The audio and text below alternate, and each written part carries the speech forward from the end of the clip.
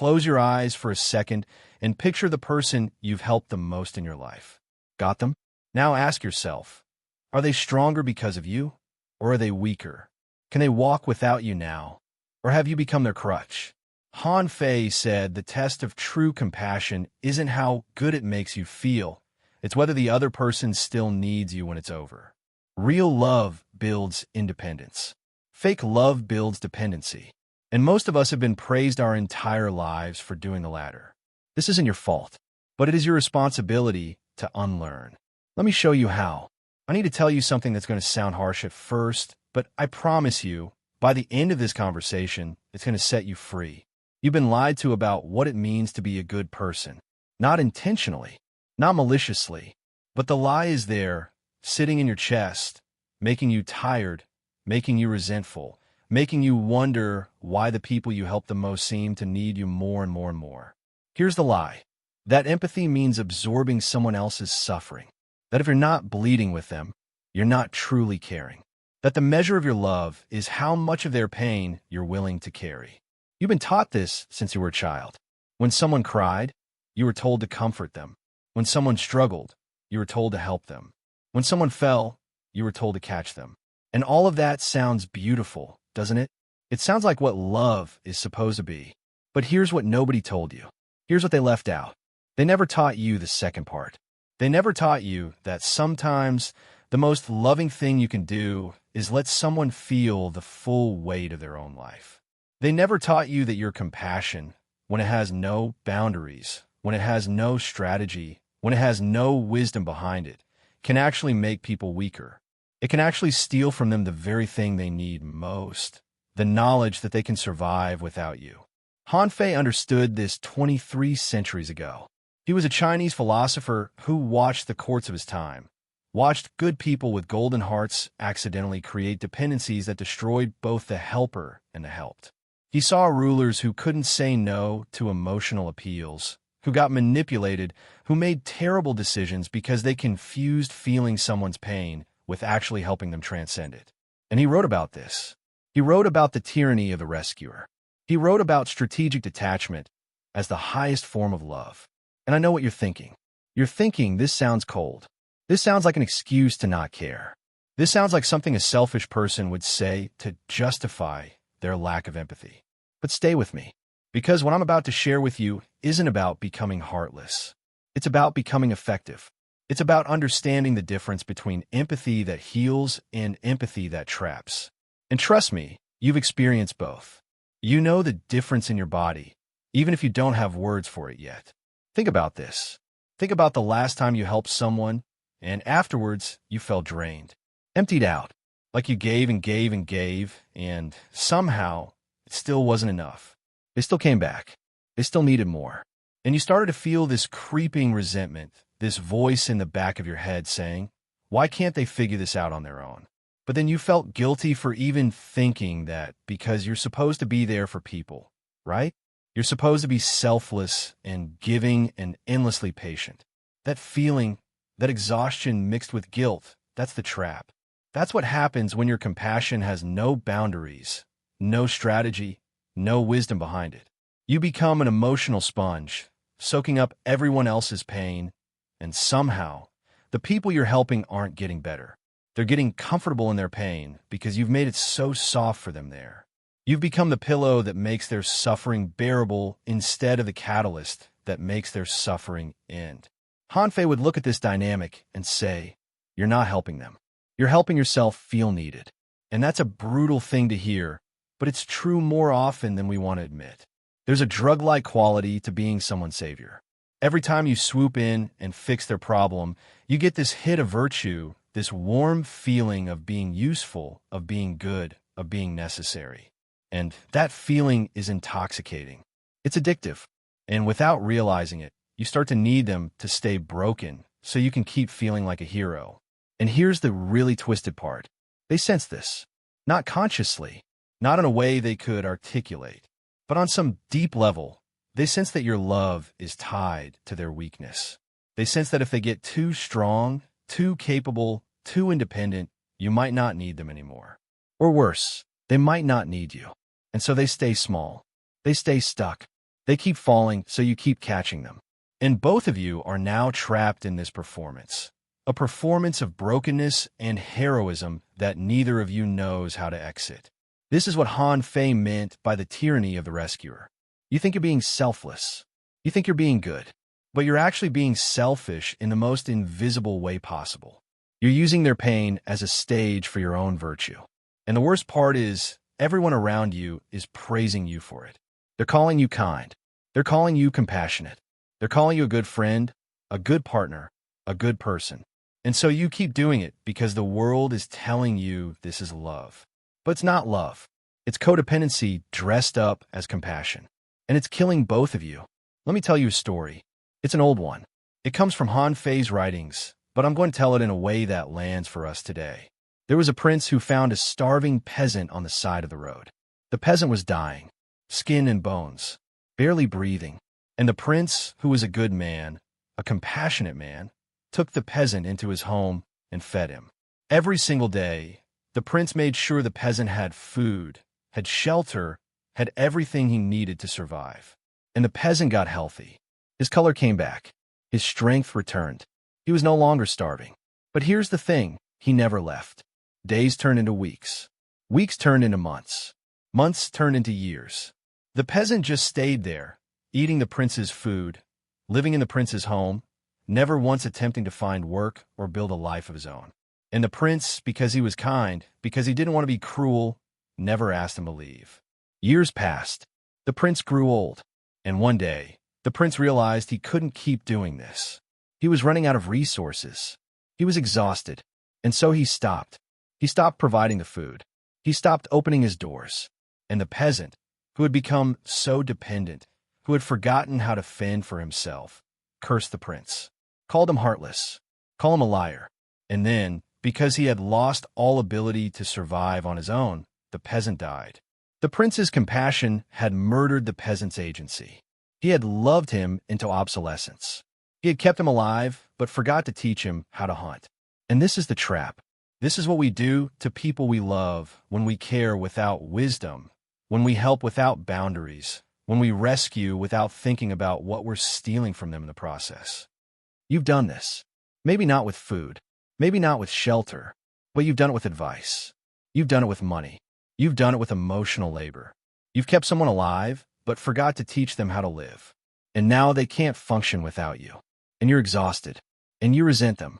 And you feel guilty for resenting them. And the cycle just keeps going. So let me ask you again. The person you pictured at the beginning of this video, are they stronger because of you? Or are they weaker? Can they stand on their own now? Or do they crumble the moment you step back? And if the answer is the latter, I'm not telling you this to make you feel bad. I'm telling you this so you can see the trap you're in and start to find your way out. Because here's the thing Han Fei understood that most of us don't. He understood that strategic detachment is the highest form of love. That sometimes the most compassionate thing you can do is refuse to enable someone's weakness. Not because you're cold, not because you don't care, but because you respect them enough to believe they can be stronger. You respect them enough to trust their resilience even when they don't trust it themselves. Let me give you another image. Imagine you're teaching a child to swim. The child is scared. The water feels dangerous. And your instinct, because you love this child, is to hold them up, to keep your arms under their body so they feel safe, so they don't panic, so they know you're there. And that feels good, doesn't it? It feels like love. It feels like protection. But here's the problem. If you hold them up forever, they never learn to swim. Your arms become their only buoyancy. The moment you let go, even for a second, they panic. They sink. They thrash. And you rush back in because you can't stand watching them struggle. And the cycle repeats. They never learn that the water won't kill them. They never learn that their body can float. They never learn that they have the capacity to save themselves. Han Fei would say the better teacher is the one who lets the child swallow some water. Not to be cruel, not to enjoy their fear, but because that's the only way they learn. That moment when the water goes up their nose and they cough and they're scared, that moment is the moment their body learns what to do. That moment is the moment they stop relying on you and start relying on themselves. And yes, it's terrifying for you. Yes, it's traumatic for them in the moment. but it's also the only path to actual competence, to actual independence, to actual strength. So why don't we do this? Why do we keep holding? Why do we keep catching people before they fall? And here's the uncomfortable answer. Because watching them struggle makes us feel helpless. It makes us feel useless. It makes us confront the reality that we can't actually control their lives. We can't actually eliminate their pain. We can't actually save them from the fundamental difficulty of being human. And that feeling is unbearable for us. So we step in. We rescue. We fix. Not because it's what they need, but because it's what we need. We need to feel powerful. We need to feel necessary. We need to not feel helpless. And I get it. I really do. I've been there. I've been the person who couldn't watch someone I love struggle. I've been the person who jumped in too soon, who solved problems that weren't mine to solve, who robbed people of their own growth because I couldn't handle the discomfort of witnessing it. And I've also been on the other side. I've been the person who was helped so much that I forgot how to help myself. I've been the drowning man who learned to drown on purpose because I knew someone would always catch me. Both sides of this dynamic are painful. Both sides are a trap. And the only way out is to start seeing compassion differently. To start understanding that empathy without boundaries is not virtuous. It's self-destructive. And it's destructive to the people you're trying to help. So let's talk about what this actually looks like. Let's talk about the principles Han Fei laid out that can help us navigate this. Because I don't want to just point out the problem. I want to give you a way forward. I want to give you a framework for caring that doesn't drain your soul or shrink theirs. The first principle is this: your capacity to feel someone else's pain is not infinite, and pretending it makes you a bad helper, not a good one. Han Fei watched rulers get manipulated because they couldn't say no to emotional appeals. Someone would come to the court crying, begging, pleading, and the ruler, because they felt the person's pain so deeply, would make a terrible decision. They'd give away resources they didn't have. They'd make promises they couldn't keep.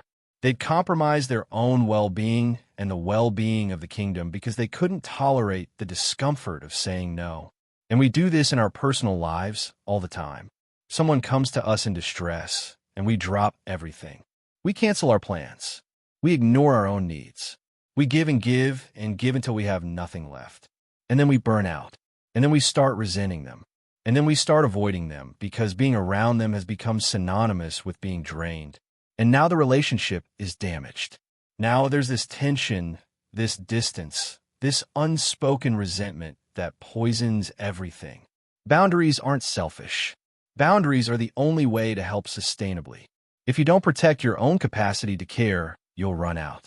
And when you run out, you're no good to anyone, not to them, and certainly not to yourself. So the first step is getting really honest about your limits, about how much you can actually give before you start a break, and then communicating those limits clearly, kindly, but firmly. This doesn't mean you don't care. It means you care enough to stay in the relationship long-term instead of burning out and disappearing. It means you care enough to show up as your full self instead of a depleted, resentful version of yourself. And it means you respect the other person enough to tell them the truth. I can't carry this for you, but I can walk beside you while you carry it yourself. The second principle is this: suffering is data, not evil. In Han Fei's world, pain is information. It's a signal that something needs to change. And when you rush in to eliminate someone's discomfort before they've had a chance to read the message, you're deleting critical feedback. You're interfering with the very process that's trying to teach them something they need to know. Let's say your friend loses their job. Your instinct is to fix it immediately, to help them update their resume, to send them job postings, to soften the blow with distractions and reassurances. And that's not inherently wrong. But what if the job loss is trying to tell them something? What if they were in the wrong field? What if they were too passive, too afraid to advocate for themselves, too willing to accept less than they deserved? What if this pain is the exact thing that's supposed to wake them up and push them towards something better? When you rush in with your compassion, when you make the pain go away too quickly, you might be silencing the very feedback loop they need to grow. You might be preventing them from learning the lesson that this experience is trying to teach. And I know that sounds harsh. I know it sounds like I'm saying you should just let people suffer. But that's not what I'm saying.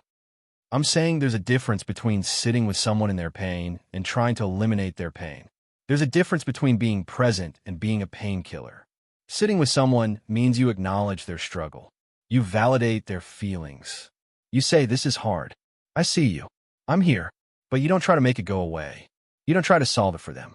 You trust that they have the capacity to move through this and come out the other side with new wisdom, new strength, new clarity. You trust the process even when it's uncomfortable to watch. And here's the paradox that Han Fei understood. The people who love you most will sometimes let you hurt. Not because they enjoy your pain, not because they're cold or uncaring, but because they trust your resilience more than you do right now. They believe in your capacity to survive this, to learn from this, to become someone stronger because of this. And that belief, that trust, that refusal to treat you like you're fragile, that's actually the deepest form of respect. Think about the people in your life who've helped you the most. I bet they're not the people who solved all your problems for you. They're the people who believed in you when you didn't believe in yourself. The people who said, "You can do this." The people who stayed close but didn't take over. The people who let you struggle just enough to discover your own strength. The third principle is about something Han Fei called rescue addiction. And this one is going to sting, so brace yourself. Rescue addiction is when you get addicted to the feeling of saving people. Every time you swoop in and fix something, you get a hit of virtue. You feel useful. You feel important. You feel needed. And that feeling is so powerful, so intoxicating, that you start to unconsciously seek it out. You start to need people to stay broken so you can keep feeling like a hero. And I know that sounds terrible. I know it sounds like I'm accusing you of being manipulative or self-serving, but I'm not. This isn't a conscious thing. This isn't something you're doing on purpose. It's a pattern that develops slowly, quietly, underneath your awareness. You start defining yourself by your role as the helper. You start feeling anxious or useless when you're not needed. You start seeking out people who need fixing because that's where you feel most alive, most valuable, most like yourself. And the people you help, they sense this. Not consciously, but they sense it. They sense that your love is conditional on their weakness. They sense that if they get too strong, too capable, too independent, something might shift in the relationship. They might lose your attention. They might lose your care. And so they stay small. They stay stuck. They keep presenting problems for you to solve because that's the currency of connection in this dynamic.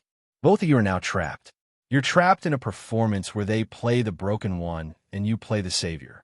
And neither of you knows how to exit without feeling like you're betraying the relationship. But this isn't a relationship. This is a transaction, and it's slowly poisoning both of you. Real compassion kills this cycle. Real compassion says, "I believe you're stronger than this, and I won't insult you by pretending you're not. I'm not going to keep catching you before you fall, because I trust that you can learn to catch yourself. I'm not going to keep solving your problems because I believe you have the capacity to solve them. And I'm not going to keep enabling your weakness because I respect you too much to participate in your smallness." And I know how scary that sounds. I know it feels like you're abandoning someone, but you're not. You're actually offering them something far more valuable than rescue. You're offering them your belief in their capability.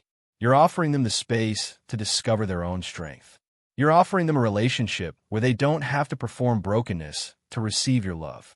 The fourth principle is about strategic detachment. And this is where Han Fei's wisdom really shines. He said you help people best when you're not drowning in their emotions with them. Think about a lifeguard. A lifeguard doesn't dive into the water panicking. They don't start thrashing around and crying with a drowning person. They stay calm. They assess the situation. They act with precision. And that clarity, that composure, that emotional distance, that's what allows them to actually save the person. If the lifeguard got emotionally enmeshed with the drowning person, if they started feeling all the panic and fear and desperation, they'd both drown. The lifeguard's job is to stay grounded in their own nervous system so they can think clearly and act effectively. And that's what strategic detachment is. It's not coldness. It's not indifference. It's clarity. It's the ability to care deeply while not being consumed by someone else's emotional state. This is the difference between empathy and compassion, and most people don't know there's a difference. Empathy is when you feel what someone else feels. You absorb their emotions. You become them for a moment. And that can be useful in small doses because it helps you understand their experience. But if you live there, if you're constantly absorbing everyone else's emotions, you lose yourself. You become a chameleon, constantly shifting to match whoever you're around, never knowing what you actually feel underneath all of that. Compassion is different. Compassion is when you understand what someone else feels without losing yourself in it. You see their pain. You acknowledge it. You care about it. But you don't become it. You stay rooted in your own center so you can actually be useful. You stay calm so you can think. You stay grounded so you can act. And that groundedness, that clarity, that's what allows you to help effectively instead of just bleeding together. And here's what nobody tells you. People don't actually want you to drown with them. They want you to throw them a rope. They want you to be the solid ground they can grab onto. They want you to be the one who isn't panicking, who isn't falling apart, who can see a way forward even when they can't. When you lose yourself in someone else's emotions, when you become just as chaotic and overwhelmed as they are, you're not helping. You're just adding another person who needs saving. So how do you do this? How do you care without carrying? How do you stay present without getting consumed? This is the practice section. This is where we take all of this philosophy and turn it into something you can actually do starting today. The first practice is what I call the boundary audit. Get out a piece of paper. Write down 3 people you've helped recently. For each person, ask yourself this question. Are they more capable now, or are they more dependent? Be honest. Don't judge yourself. Just notice. If the answer is more dependent, you're in the trap. And the fix is simple, but it's not easy. Next time they come to you for help, don't give them the answer. Give them a question. Instead of saying, let me fix this for you, say, what do you think you should do? Instead of taking over, facilitate their own problem solving. Guide them to their own answers instead of handing them yours. This is going to feel uncomfortable at first. They might get frustrated. They might push back. They might say you're not being helpful. But hold the line, because what you're actually doing is far more helpful than anything you've done before. You're teaching them that they have a brain, that they have intuition, that they have the capacity to figure things out. You're teaching them to trust themselves. And that's a gift that lasts forever, unlike the quick fix that keeps them dependent. The second practice is what I call the suffering respect protocol. This is for when someone you love is in pain and your instinct is to rush in and make it stop. Here's what you do instead. Pause. Take a breath. Ask yourself this question. Is this pain teaching them something they need to learn? If the answer is yes, your job is not to remove the pain. Your job is to sit with them while they learn. You stay close. You stay present. You let them know they're not alone. But you don't rob them of the lesson. You say things like, this is hard. You can handle this. I'm here, but I trust you to figure this out. I believe in your strength, even if you can't see it right now. This is so different from what most of us do. Most of us jump in with solutions, with distractions, with attempts to make the pain go away as fast as possible. And all of that comes from a good place. It comes from love, but it also comes from our own discomfort. It comes from our inability to tolerate watching someone we love struggle.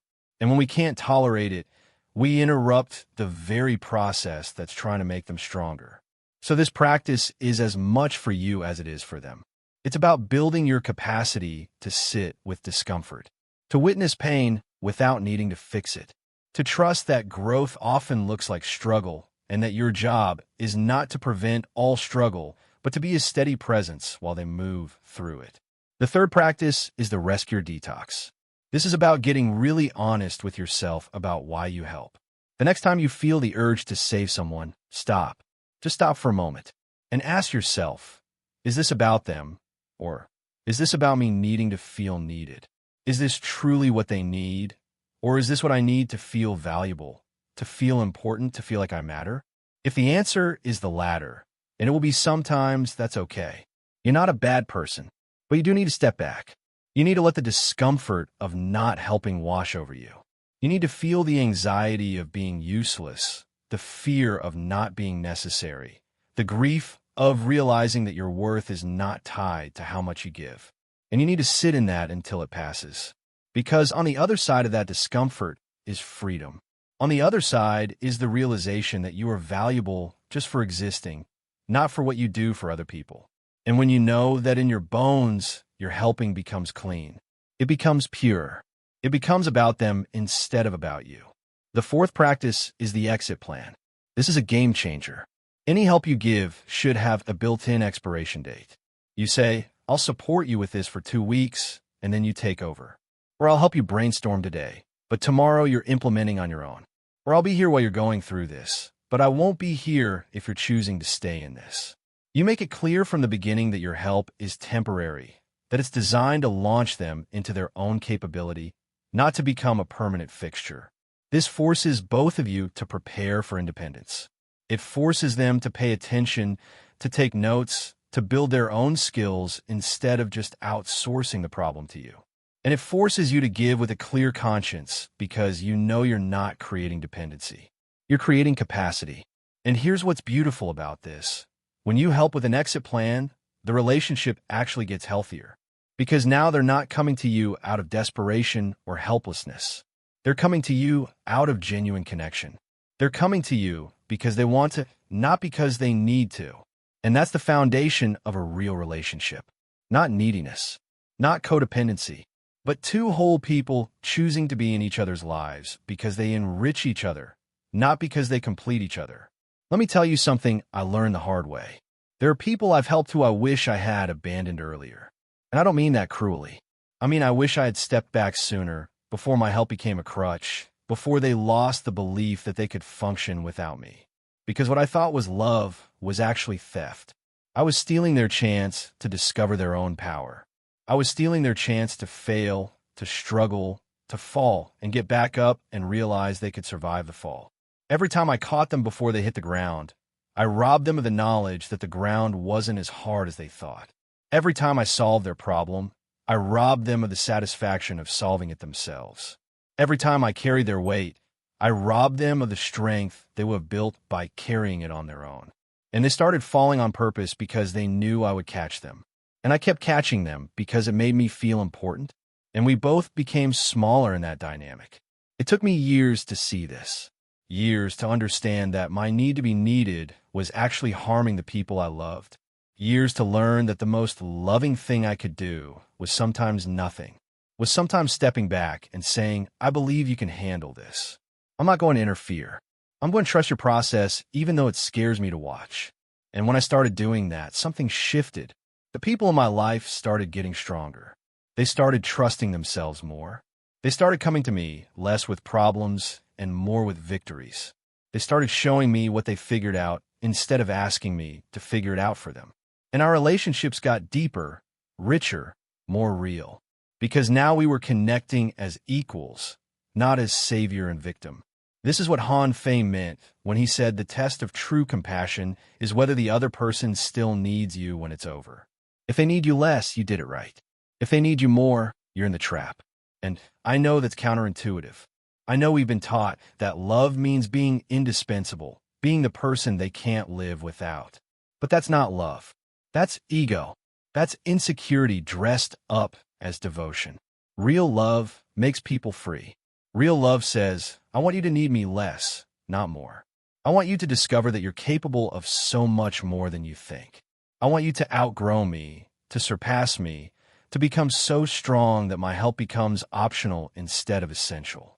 And I'll celebrate that instead of feeling threatened by it. This is hard. This goes against every instinct we have. We want to be needed. We want to be important. We want to matter in someone's life in a way that feels irreplaceable. But the truth is, the people who matter most in our lives are the ones who don't need us. They choose us. They could walk away. They could stand on their own. But they stay because they want to, because the relationship enriches them, because we add something beautiful to their life that they value but don't depend on. That's the kind of love that lasts. That's the kind of love that doesn't burn out or turn resentful or collapse under the weight of unspoken expectations. That's the kind of love Han Fei was pointing toward when he talked about strategic detachment as sacred. So let's bring this home. Let's talk about what all of this means for you, for your life, for the relationships you're in right now.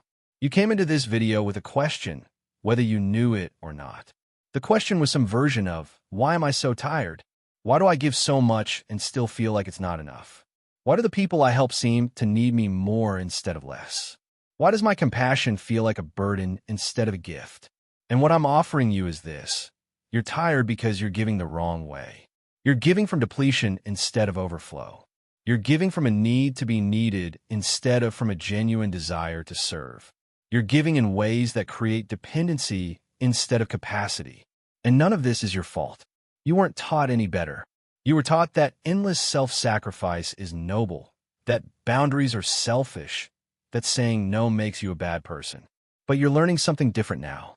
You're learning that your compassion is precious and finite and needs to be protected.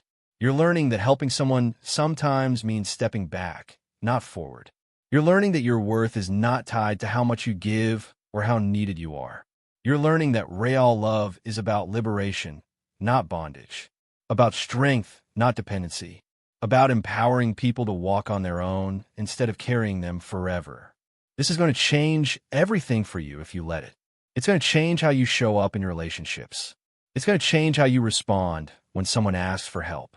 It's going to change how you feel about yourself because you're going to stop measuring your value by how much you sacrifice and start measuring it by how much you grow, how much you create, how much you honor your own needs alongside the needs of others. And the people in your life, the ones who truly love you, they're going to adjust. They might be confused at first. They might push back. They might test your boundaries to see if you really mean it. But if they love you, they'll adapt. They'll rise to meet you. They'll discover their own strength because you're no longer doing the work for them. And your relationships will get healthier, more honest, more sustainable. And the people who don't adjust, the people who can't tolerate you having boundaries, who get angry or manipulative when you stop overfunctioning, those people are showing you something important. They're showing you that the relationship was never about you as a whole person. It was about you as a resource. And as painful as that realization is, it's also freeing. Because now you know. Now you can make a conscious choice about whether that's a dynamic you want to stay in. You're not responsible for preventing all suffering. Let me say that again because it's important. You are not responsible for preventing all suffering. You are responsible for not enabling unnecessary weakness in others or in yourself. You are responsible for loving fiercely while letting people stand. You are responsible for being honest about your limits and honoring them. You are responsible for showing up as your full self, not a depleted martyr version of yourself that everyone loves, but no one truly knows. Your compassion is not a cage. It's not supposed to trap people in their pain or trap you in a role you can't escape. Your compassion is supposed to be a bridge, a temporary structure that helps someone cross from where they are to where they're capable of being. And once they cross, the bridge isn't needed anymore. That's the whole point. The bridge celebrates its own obsolescence because the goal was never to be permanent. The goal was to facilitate movement, growth, transformation. So here's your mantra. Here's the thing I want you to carry with you when you leave this video. Say this to yourself. Write it down. Put it somewhere you can see it every day. You're not responsible for preventing all suffering. You're responsible for not enabling unnecessary weakness in others or yourself. Love fiercely, but let people stand. Your compassion is not a cage. If this landed for you, if something in you shifted while listening to this, I want to hear about it. Drop a comment below and tell me about a time you had to choose between being liked and being helpful. Tell me about a time you stepped back and let someone struggle and what happened on the other side of that. Tell me if you've been the rescuer or the rescued and how you're navigating that now. Your stories matter. Your experiences matter.